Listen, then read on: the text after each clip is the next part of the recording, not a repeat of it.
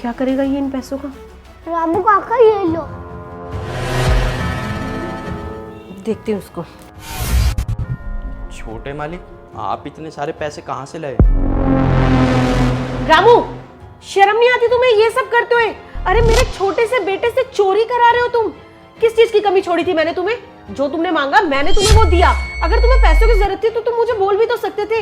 ये सब कराने की क्या जरूरत थी? नहीं नहीं मालकिन, जैसा आप सोच रही हो वैसा बिल्कुल भी नहीं है। चुप, मुझे तुम्हारी एक भी बात नहीं सुननी। अरे मैं अपनी आंखों से जो देख रही हूँ वो क्या कम सच है?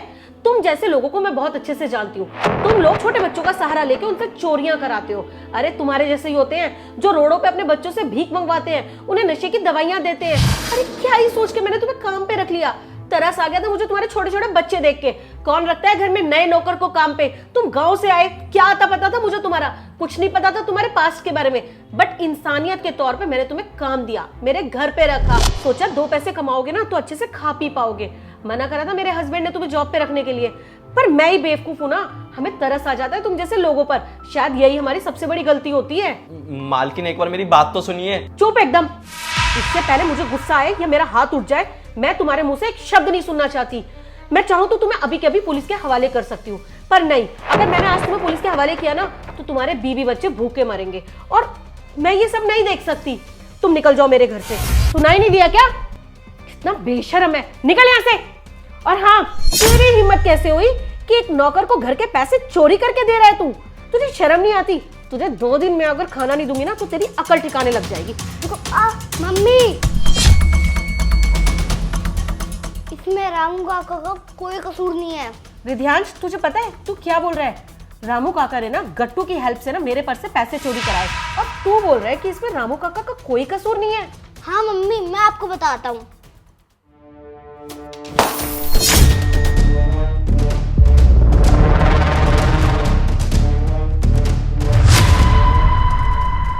ये गट्टू ने अपनी गुल्लक की फोड़ी। जरूर ये इन पैसों से अपने दोस्तों को पार्टी देगा। इन पैसों से रामू काका के बेटे का इलाज हो जाएगा। इससे पहले मम्मी मुझे देखे, मैं ये सारे पैसे ना रामू काका को दे देता हूँ।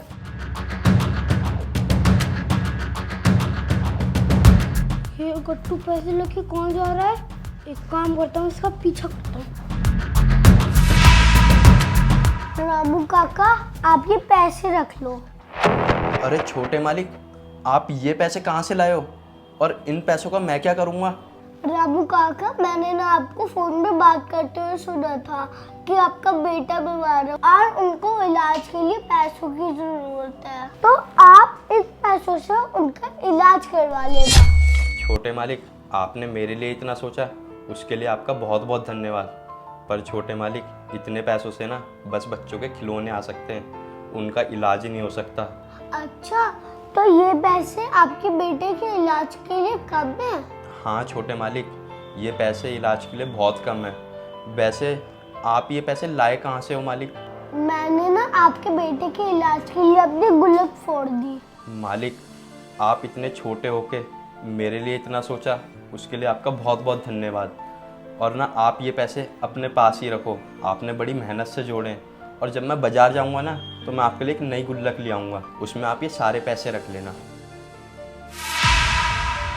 ये लो छोटे मालिक, आप जाओ, मैं अपना काम कर लेता हूँ। क्या दिव्यांश ने ये सब रामू काका की हेल्प करने के लिए किया? रामू, आई एम सॉरी, मुझे नहीं पता था कि तुम्हारा बेटा बीमार है और उसके इलाज के लिए तुम्हें पैसों की जरूरत थी। मालकिन, इतनी देर से मैं आपको यही तो समझाने की कोशिश कर रहा हूँ कि एक बार मेरी बात तो सुनो, पर आप मेरी बात ही नहीं सुन रहे हो। रामू, आई एम सॉरी, मुझसे गलती होगी। मैंने तुम्हारी बात बिना सुने तुम्हें इतना उल्टा सीधा बोल दिया। एटलीस्ट मुझे एक बार सुन तो लेना चाहिए था कि तुम क्या कहना चाहते हो। कोई बात नहीं मालकिन, वैसे भी ये पैसे मैं छोटे मालिक से लेता नहीं, ये पैसे ना मैं आपको वापस करने ही आ रहा था। पर रामू, तुम मुझे बता भी तो सकते थे कि तुम्हें तुम्हारे बेटे के इलाज के लिए पैसों की जरूरत है। मेम साहब, मैं आपसे कितनी बार मदद मांगूं? आप वैसे ही मेरी इतनी बार मदद तो कर ही चुके हो, और आपको तो पता ही है ना, मेरे बच्चे की बीमारी ऐसी है कि हर थोड़े टाइम में मुझे उसमें पैसे लगाने ही पड़ते हैं। तो मैंने सोचा कि आपको बता के क्यों परेशान करना हर बार।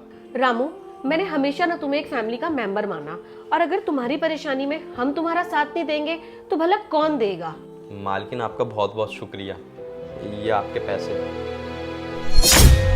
रामू, ये पैसे मैं तुमसे नहीं ले सकती, ये पैसे तुम रखो अपने बेटे के इलाज के लिए।